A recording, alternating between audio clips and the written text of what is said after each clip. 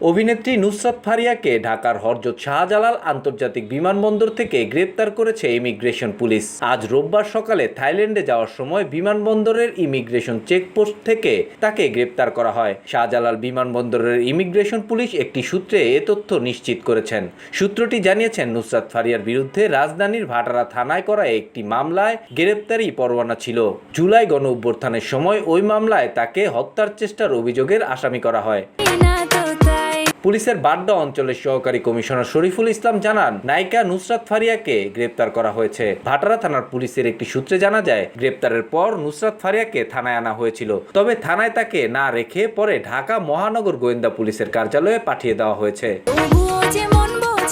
নুসরাত ফারিয়া 2015 সালে চলচ্চিত্রে অভিনয় শুরু করেন। এরপর থেকে তিনি বাংলাদেশ ও ভারতের কয়েকটি সিনেমায় কাজ করেন। এছাড়াও মডেলিং ও সঞ্চালনায় সক্রিয় ছিলেন তিনি।